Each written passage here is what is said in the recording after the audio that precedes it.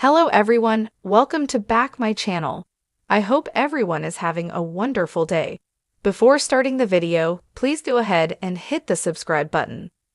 Stepping off the elevator with a giant plant, Phyllis drifts into Billy's office at Abbott Chancellor and begins telling him about her celebrations with her children. He can see some drinks were involved. She says that things are finally looking up for her and the kids. After discussing the importance of feng shui, they talk about Chance quitting and her taking his position.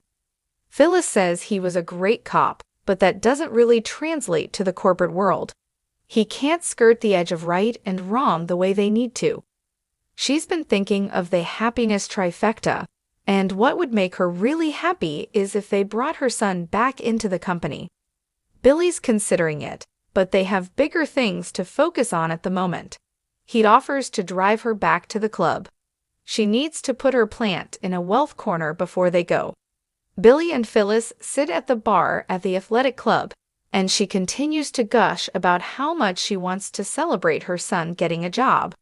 She stops herself and apologizes, observing things aren't going so well for her boss. Billy claims he's doing good, but she reminds him his relationship just fell apart. Adam hit him and Victor declared war on him. She's worried about what Victor has planned might do to his family.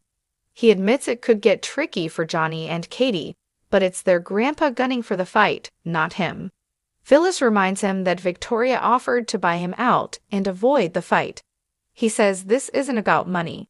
It's about solidifying his mother's legacy. He's determined to prove the haters wrong. I am digging in. Abbott Chancellor is not for sale, he insists. It sounds to Billy like Phyllis thinks he's going to lose this fight. Phyllis claims that she thinks he could beat Victor, but is he willing to risk losing everything and being publicly humiliated? Billy is adamant that won't happen. She suggests that he might be doing this because he likes the thrill of risk-taking, which could have consequences for his kids. Aren't there other options? Billy says his kids are the most important thing to him. That's why he plans to use Victoria's reservations about her father's skiing to his advantage. Phyllis can't see that working. Billy is sure Victoria doesn't want a family war and will let him in on what her father has planned. Teasing him, Phyllis suggests he's using the kids to get information. He'd rather say he's helping Victoria help him. She's all for that if he thinks he can make it work. However, she worries he's having some conflicted feelings. Clearly, Billy is emotional and sitting on a lot of rage that is festering and clouding his judgment. Phyllis reminds him that he's about to go in for the fight of his life and he can't act impulsively. It's time to have zero emotion. I've never felt more prepared, he assures her. Daniel and Lucy laugh as they wander into their apartment fresh from the movies. They call for Heather until they notice she's not there. This is weird, he says. Neither of them received any texts or messages from her.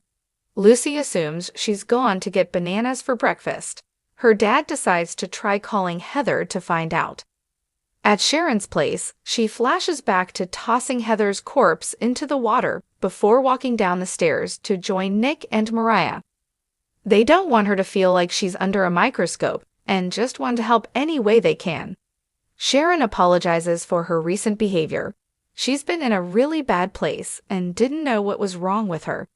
After running away, she's back home, safe and seeing things clearly.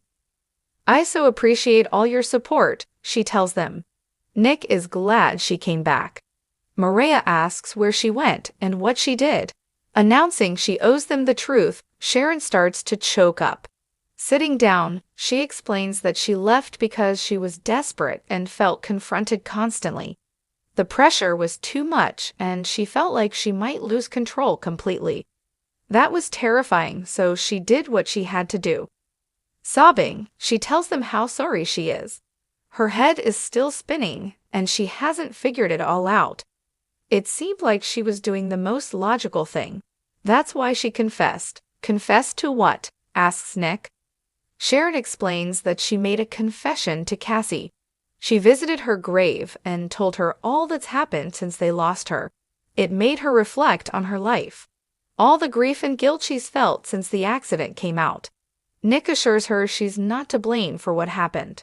That's not something that Sharon could reconcile herself to emotionally.